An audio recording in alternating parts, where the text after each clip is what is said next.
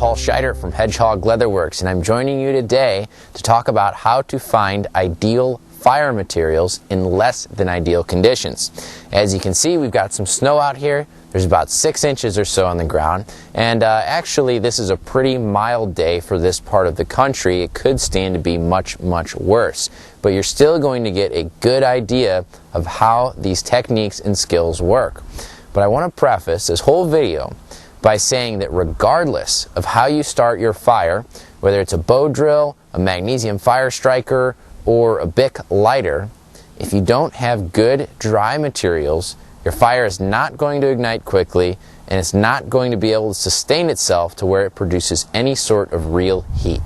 So with that being said, let's get on with some of the finer points of these techniques. Okay, so the very first priority when you're collecting fire materials is to gather what is called tinder. Now, tinder is the most flammable material that you can find, and it's also the fastest burning. And the entire purpose of it is so that you can ignite it easily, and then when it is set aflame, it will then catch the rest of your wood on fire.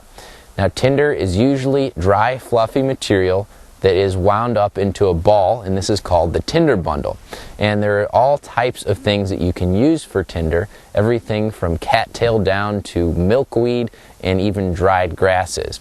And we are going to be using dried grasses today.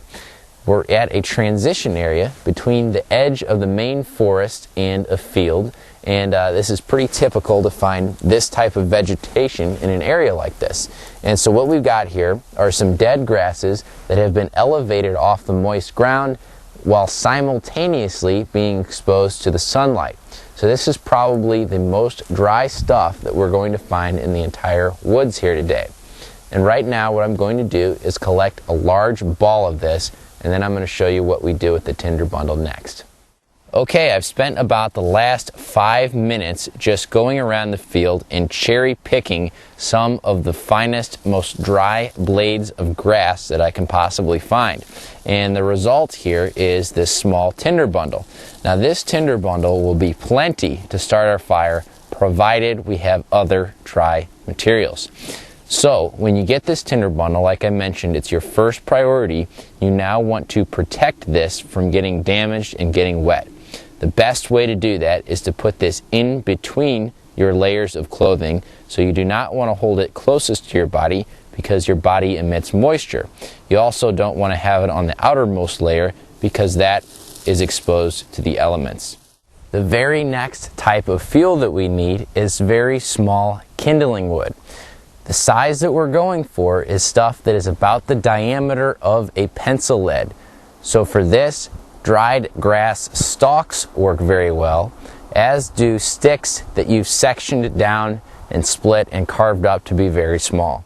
Here we are now at some of those pencil lead sized grass stalks that I mentioned a moment ago, and I'm going to pull these out. I can do them one at a time by hand, or I can use my knife and very carefully go in and trim these. I want to be certain that I don't go too low because there's still going to be a lot of moisture in these grass blades towards the bottom. But a small bundle like this is just what we're looking for. Alright, now that I have my most important fuel wood collected, which is the small tinder-like stuff, I'm going to take a walk along the edge of this trail. And as I go, I'm going to be multitasking. One of the things I'm doing is looking for a good location for my fire, and the second thing I'm doing is to collect fuel wood as I go.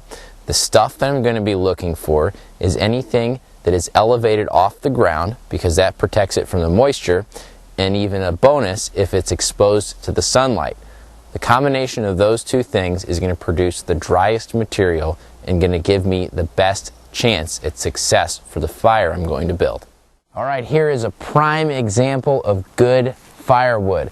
This stuff is off the ground, it's in the sunlight, and the best test is if it's snappy. If you break it off and get a good crunchy snap sound, that is a really good sign. Another thing you can do to test for its dryness is to put a broken part of the wood against your lip.